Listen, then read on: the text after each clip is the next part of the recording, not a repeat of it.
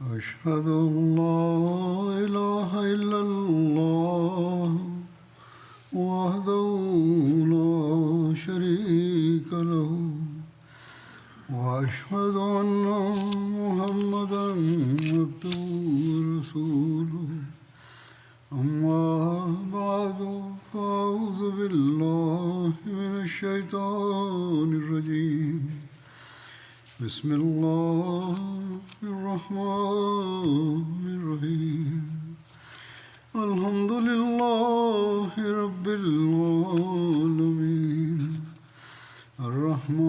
الرحمن الرحيم مالك يوم الدين إياك نعبد وإياك نستعين اهدنا الصراط المستقيم صراط الذين أنعمت عليهم غير المغضوب عليهم ولا الضالين. Na anasema nilikuwa naeleza kuhusu vita ya Hamraul Asad. Kuhusiana na hilo, Hatmiza Bashir Ahmad Saheb akieleza hali ya Madina na habari za Hamraul Asad zitokazo baada ya vita ya Uhud na wakati wa kurejea kutoka Uhud, yale aliyo ya kusanya kutoka vitabu mbalimbali vya historia, mimi nayaeleza hapa.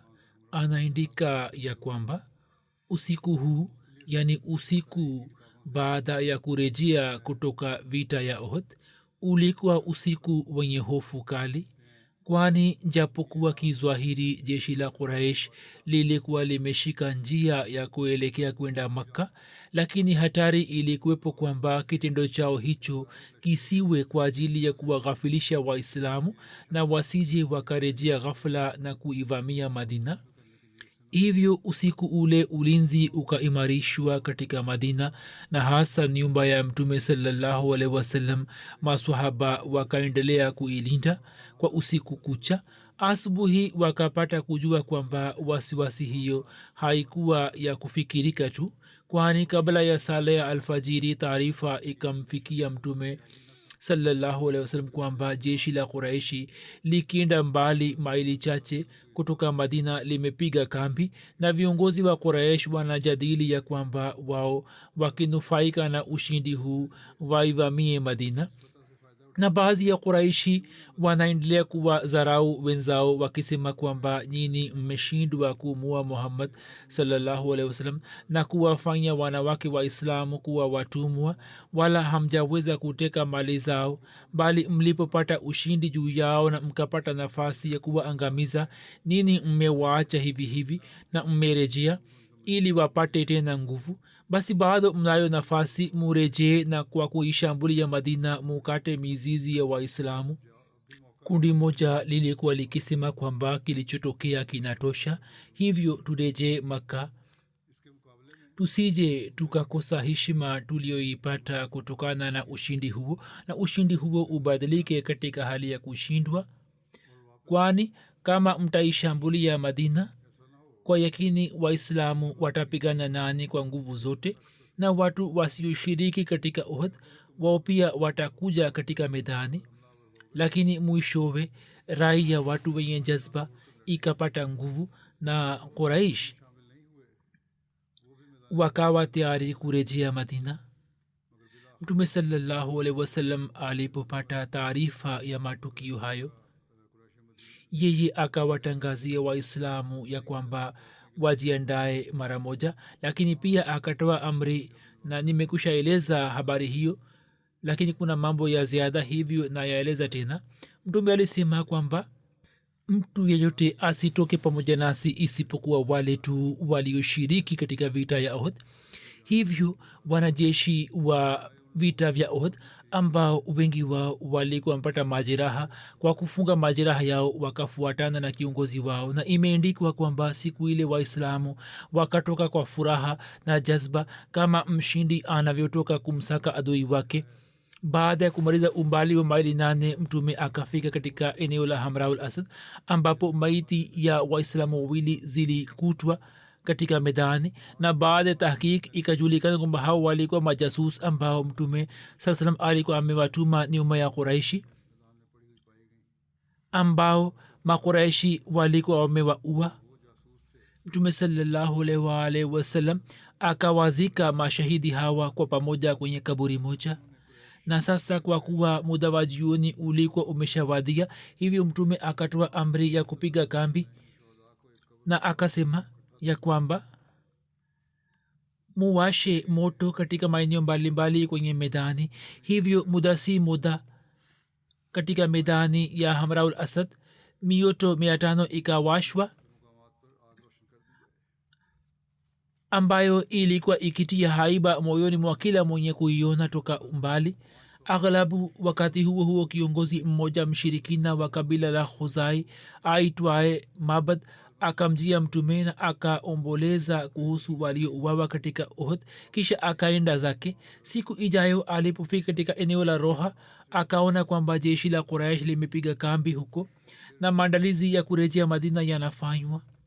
Mabad mara moja akamwendea Abu Sufyan na akamwambia akisema kwamba umeamua kufanya nini?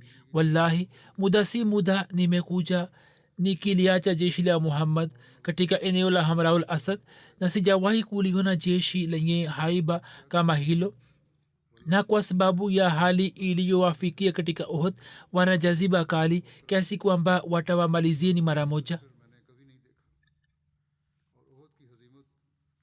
Abu Sufyan na wenzake wakashikwa na haiba kali kwa sababu ya maongezi ya Mabad, na hapo wakiacha nia ya kurejea Madina wakaelekea Makka. Mtume sallallahu alaihi wasallam alipopata taarifa ya kuondoka kwa jeshi la Quraish akamshukuru Allah na akasema kwamba hiyo ni haiba ya Allah ambayo yeye ameitia mioyoni mwa makafiri. Maelezo yake mapana kama nisemavyo nimeshaeleza siku za nyuma, na huo ulikuwa ni muhtasari wake. Baada yake Mtume sallallahu alaihi wasallam akabaki katika hamraul asad kwa siku 2-3.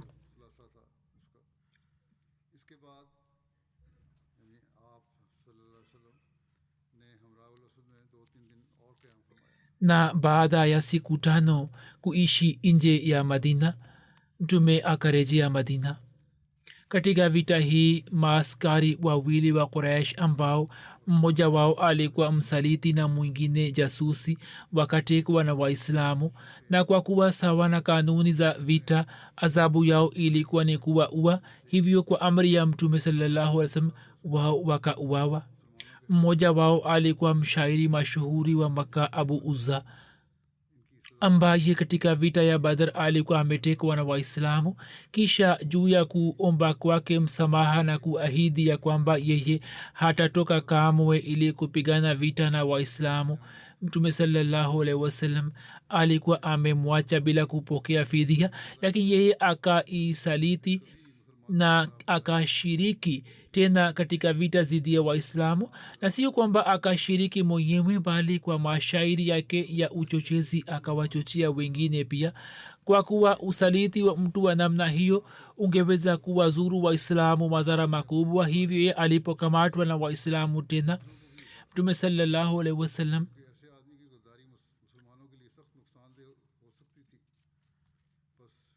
akatoa amri ya kuumua yeye. Abu Uzza kama afanyavyo kabla akataka kujipatia uhuru kwa kuomba msamaha, lakini Mtume akisema haya akakataa ya kwamba la yuldagul mu'minu min johrin wahidin maratain, yani muumini hangatwi mara mbili kutoka tundu moja. Mfungwa mwingine alikuwa Muawiya bin Mughira. Mtu huyo alitokana na jamaa wa Hazrat Uthman bin Affan, lakini alikuwa adui mkali wa Islam.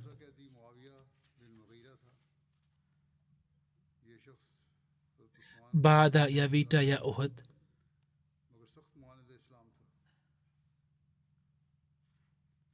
yeye akaendelea kuzunguka kwa sirisiri katika maeneo mbalimbali ya madina, lakini maswahaba wakamwona na kwa kumkamata wakamleta kwa mtume sallallahu alaihi wasallam. Mtume sallallahu alaihi wasallam juu ya uombezi wa Uthman akamwacha kwa kuchukua kutoka kwake ahadi hii kwamba katika siku 3 yeye aondoke kutoka kule, la sivyo atauawa kama adhabu ya ujasusi. Muawiya alikuwa amepewa onyo kwamba aondoke kwenye siku 3, kama hapana basi ajue kwamba yeye anafanya ujasusi na adhabu yake ni kifo. Muawiya akaahidi kuondoka kwenye siku 3, lakini muda huo ukapita na yeye akaendelea kufanya ujasusi. Hapo yeye akakamatwa na akauawa. Katika historia haijaandikwa kwamba nia yake ilikuwa nini, lakini kuishi hivi kisirisiri katika madina na hata baada ya kupewa onyo, kuishi kwake baada ya muda uliopangwa kunadhihirisha kwamba ye alikuwa amebaki madina akiwa na nia hatari. Na si jambo la ajabu kwamba yeye juu ya kusalimika kwa mtume sallallahu alaihi wasallam katika medani ya Uhud akishikwa na hasira alikuwa amekuja madina kwa nia mbaya na kwa njama ya mayahudi na wanafiki wa madina. alikuwa nia ya kumvamia mtume kisiri, lakini mwenyezi mungu akamlinda mtume wake na mpango wa mtu huyo ukashindikana.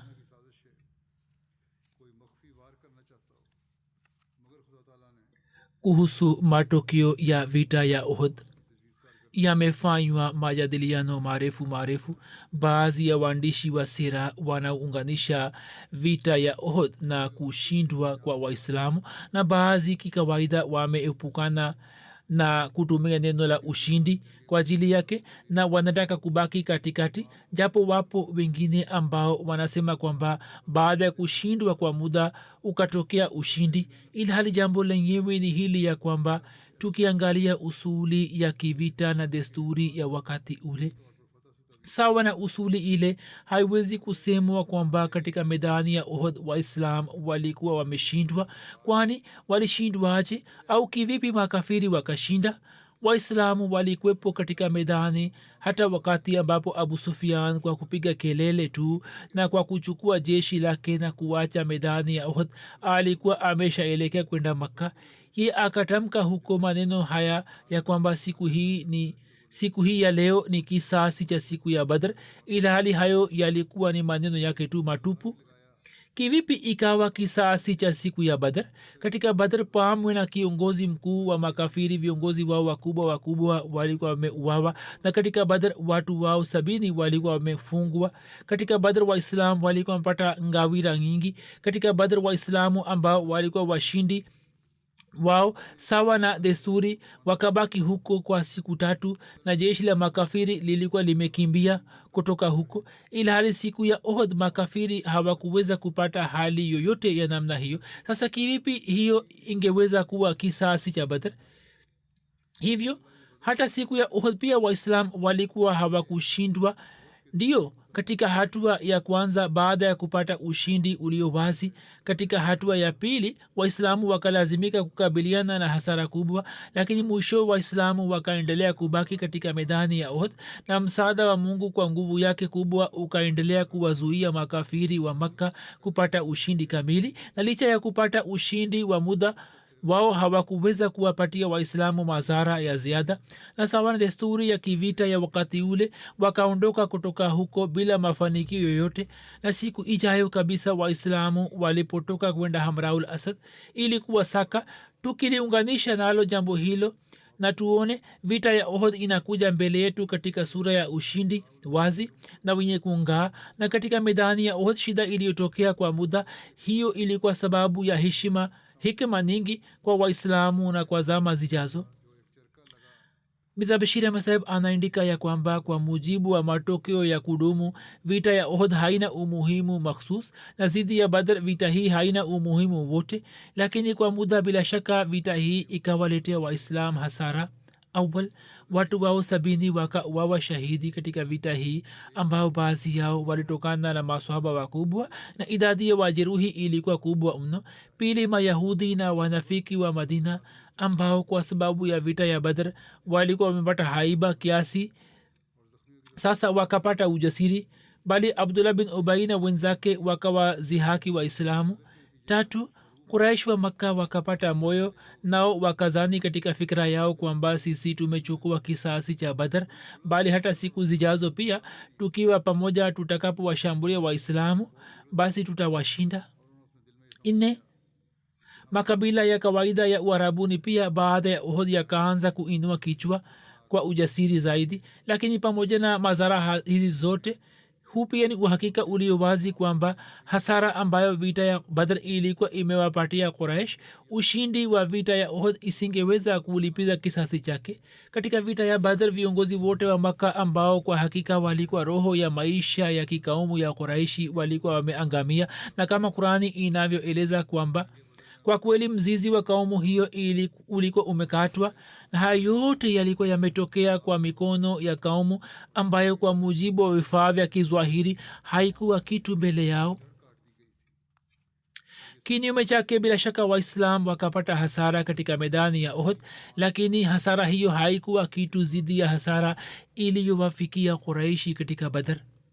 Mtume sallallahu alaihi wa sallam ambaye alikuwa roho ya msingi ya jamii ya Kiislam, ambaye alikuwa mlengo wa halisi wa mipango ya kiadui ya Quraish, kwa fadhili Allah alikuwa hai na salama. Kisha maswahaba wakubwa pia, tukiwacha mmoja wawili tu, wote walikuwa wazima. Na kisha kushindwa kwa waislamu kulikuwa katika kupambana na jeshi ambalo katika idadi na silaha ilikuwa kubwa mno na imara. Basi kwa waislam mbele ya ushindi azim wa Badr, shida itokayo katika Uhud ilikuwa si kitu, na hasara hiyo pia kwa namna moja ikawa yenye faida kwa waislamu, kwani jambo hilo likawa wazi kwao kama mchana ya kwamba kuchukua hatua kinyume cha matakwa na agizo la Mtume sallallahu alaihi wasallam kamwe haiwezi kuwa sababu ya ushindi na mafanikio. Mtume sallallahu alaihi wasallam akatoa rai ya kusalia katika Madina, na katika hoja yake akawasimulia ndoto yake moja, lakini watu wakasisitiza kutoka nje na kupigana vita. Mtume akawapanga juu ya mlima mmoja wa Uhud na akatoa usisitizo mkubwa kwamba hata itoke nini msipache mahala hapa, lakini wao kwa wazo la ngawira wakapacha na kushuka chini, na kana kwamba udhaifu wa kimatendo ulikuwa umezuhiri kutoka kwa kundi maalum, lakini kwa kuwa utamaduni wa kibinadamu unawaunganisha wote katika mkufu moja, hivyo kama matokeo ya udhaifu huo wote wakapata hasara. Kama kungetokea faida yoyote wote wangeipata. Basi hili pia ni jambo la usuli. Saa nyingine kwa sababu ya mapungufu ya baadhi ya watu jamii nzima inapata hasara, vivyo hivyo kwa sababu ya faida katika jamii nzima inatokea athari njema. Sasa tuaona katika dunia kwamba wapo wengi wanaoongea katika haki ya Jamaat Ahmadiyya. Sasa Waahmadiyya kwa 100% si wenye kiwango cha juu, lakini wachache waliopo ambao wana athari njema. Kwa sababu yao hata wengine pia watu wanawaelewa kuwa na kiwango kizuri. Basi shida itokayo Uhud kwa namna moja ilikuwa sababu ya uchungu, hapo kwa namna nyingine ikawa somo lenye faida kwa Waislamu, na hiyo ilikuwa kizuizi cha muda tu iliyokwamisha Waislamu, na baada yake Waislamu mfano wa mafuriko azim ambayo yakikwama sehemu fulani na kupata shida kisha yanapata kasi, wakaendelea kuelekea kwa kituo chao kwa mwendo kasi. Khalifa mtukufu wa ini rahimahullah taala kwenye hutuba moja uchambuzi aliofanya wa matukio yatokayo baada ya vita ya Uhud, vipengele vichache ni kama vifuatwayo. Moja, kwa ajili ya kufuta kabisa hisia ya kushindwa kutoka kwa Waislamu, haikuwa hatua bora zaidi kuliko hiyo ya kwamba wao bila kupoteza muda wangepelekwa katika medani ya vita ili kupigana vita. Pili, kutokuwapa vijana na wanajeshi wapya ruhusa ya kuendana naye. Mtume sallallahu alaihi wasallam alithibitisha kwa uwazi ya kwamba yeye alikuwa hategemei mambo ya kizwahiri, bali alikuwa mkweli juu ya dai na yakini yake ya kwamba tawakali yake halisi ni juu ya Mola wake tu, naye kwa yakini ana uwezo juu ya nusura yake. Namba 3, kwa kupitia uamuzi huo Mtume sallallahu alaihi wasallam akawatia moyo maswahaba zake wale ambao miguu yao ilikuwa imesambaratika katika medani ya Uhud, na akawaamini kwa imani kamili kwamba wao kwa hakika hawakuwa wenye kukimbia, bali walikuwa wamelazimishwa na hali itokayo ghafla. Katika historia ya vita za kibinadamu hauonekani hata mfano moja ambapo jenerali yote awe ameliamini jeshi lake imani kamili, ilhali jeshi hilo saa chache kabla kwa kumwacha peke yake liwe limekimbia medani hadi yeye asiwe na watu isipokuwa wachache tu.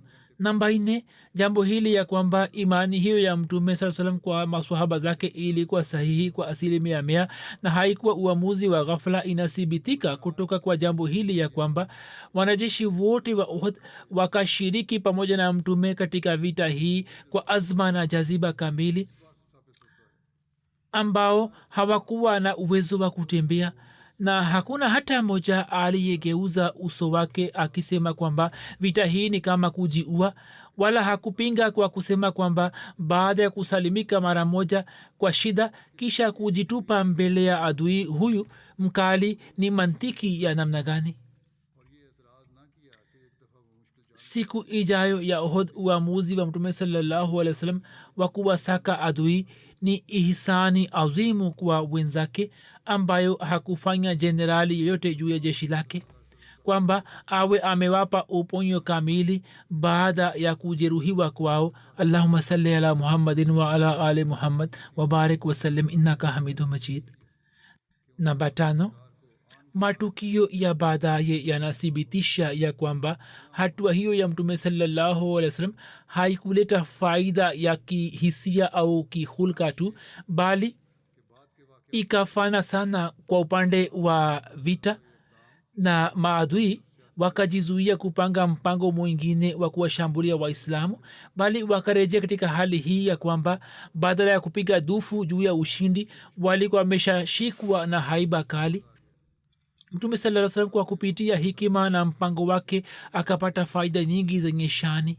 Yeye anaandika ya kwamba kwa kuona vita za mtume sallallahu alaihi wasallam tunapata kujua kuhusu vipaji vya mtume sallallahu alaihi wasallam visivyo na kifani, ambavyo kama jenerali mmoja wa jeshi vilikuwa vikipatikana katika dhati yake, lakini mwanzo hadi mwisho uwepo wa mtume saa salam haukuwa kama mahiri mmoja wa kivita, bali ulikuwa ni wa kiongozi mmoja wa kihulka na kiroho ambaye alikuwa amekabiziwa mkononi bendera ya kutimiza hulka. Kitu hiki ni muhimu sana. Baada ya kupeperusha bendera ya hulka tukufu na kuipeperusha juu kwa juu, jihadi azimu ambayo alikuwa amejishughulisha, hiyo ilikuwa jihadi moja isiyomalizika ambayo ikaendelea katika hali ya amani pia kama ilivyokuwa katika hali ya vita. Mchana pia akailinda bendera hiyo, na usiku pia adui wakaendelea kufanikiwa katika kuwatesa kwa namna mbalimbali mtume sasa na maswahaba zake. Lakini mtume sallallahu alaihi wasallam hakuacha bendera hiyo ya kihulka kupata shida yoyote. Pamoja na hayo yote, hulka zake tukufu daima sisi tunaona zikipata kizwahiri. Wakati ule pia bendera hiyo ilikuwa imepepea mbinguni katika mikono yake mitakatifu kwa shani kubwa, ambapo mwili wake ukichoshwa na majeraha makali ulikuwa unaanguka juu ya ardhi yenye changarawe ya Uhud. Na wakati ule pia bendera hiyo kwa shani ya ajabu ilikuwa inapepea mkononi mwake, ambapo miili ya maswahaba ilikuwa inakatika na kuanguka pembezoni mwake.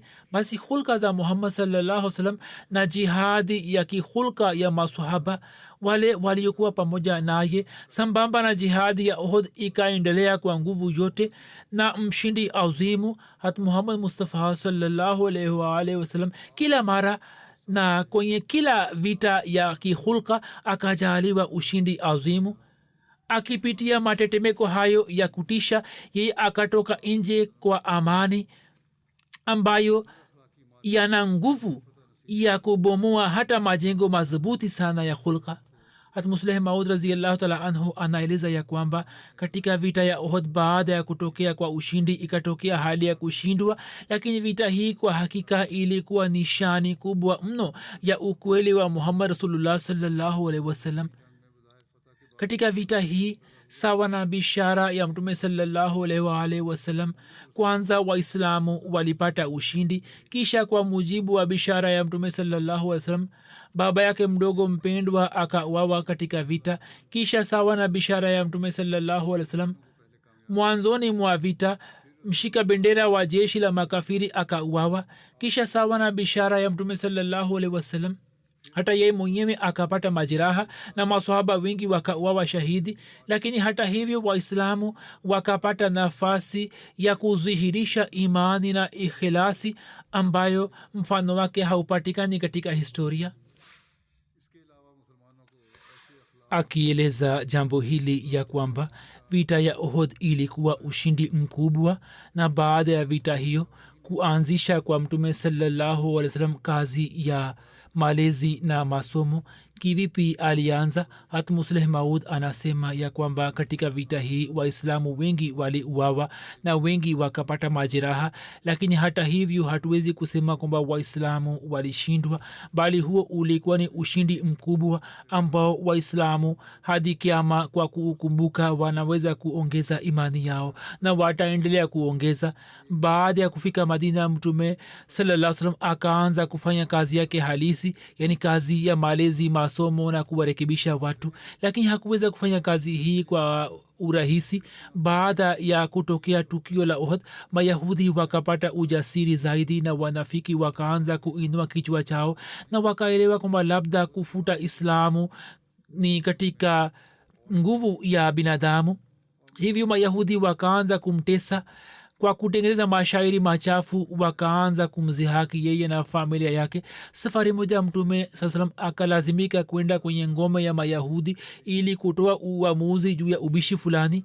wao wakapanga mpango kwamba pale alipokuwa ameketi warushe jiwe moja juu yake na wamue, lakini mungu akamwambia kwa wakati, na mtume saa salam bila kusema lolote akaondoka kutoka kule, na baadaye mayahudi wakakubali kosa lao. hali iliyotokea baada ya vita ya Uhud na kuhusu Hamraul Asad, vitu hivi maelezo hayo yanafikia tamati yake. kuhusu dua na maombi kuhusiana na hali ya dunia na waislamu na hali ya Palestina, naendelea kusema kwamba muendelee kufanya maombi, japokuwa baadhi ya watu wanasema kwamba labda vita itasitishwa kwa muda, lakini hali tunayoiangalia inaeleza wazi kwamba hata kama vita ikisitishwa kwa muda, zulma haitakuisha juu ya wapalestina. hivyo kuna haja ya kufanya maombi mengi. mwenyezi mungu awajalie wapalestina wao pia wainame kwa allah. kwa vyote vile hali hizi zimesababisha na zimefanya mpango wa kuvunja kibri ya watu wenye kibri, na inaonekana kwamba mwenyezi mungu ameanzisha mpango wake ili kuvunja kibri yao, na lini kazi hiyo itakuwa imemalizika mungu anajua vizuri zaidi. lakini kwa vitu vile kibri yao sasa imeanza kuvunjika, na kutoka ndani mwao wapinzani wameanza kupatikana. katika Marekani watu wanaendelea kuandamana sasa, wanatumia nguvu ili watu wasiandamane, lakini cheche hizi zitashika moto tena, na kama zikisimama zitasimama kwa muda tu na kisha zitashika moto. mwenyezi mungu azijalie nguvu kubwa akili ili watumie uadilifu. kwa ajili yao ni usuri tofauti, kwa ajili ya wengine ni kanuni tofauti, na hiki ni kitu ambacho kitakuwa sababu ya kuvunja umoja wa mataifa.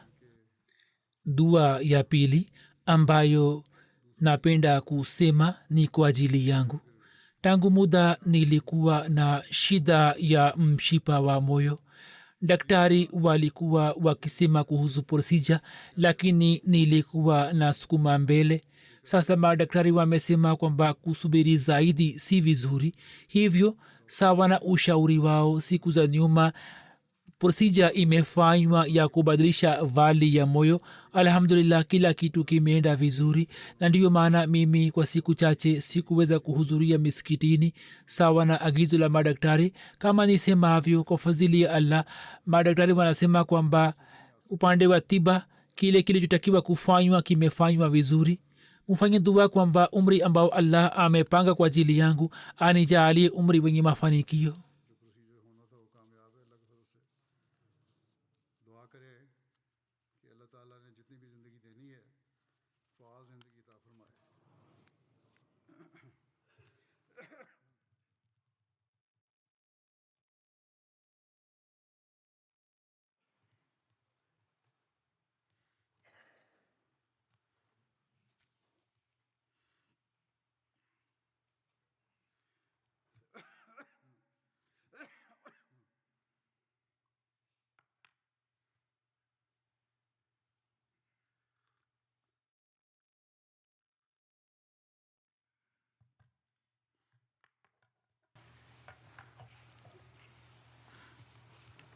الحمد لله الحمد لله نحمده ونستعينه ونستغفره ونؤمن به ونتوكل عليه ونعوذ بالله من شرور أنفسنا ومن سيئات أعمالنا من يهده الله فلا مضل له ومن يضلل فلا هادي له ونشهد أن لا إله إلا الله ونشهد أن محمدا عبده ورسوله عباد الله رحمكم الله إن الله يأمر بالعدل والإحسان وإيتاء ذي القربى وينهى عن الفحشاء والمنكر والبغي يعظكم لعلكم تذكرون اذكروا الله يذكركم وادعوه يستجب لكم ولذكر الله أكبر.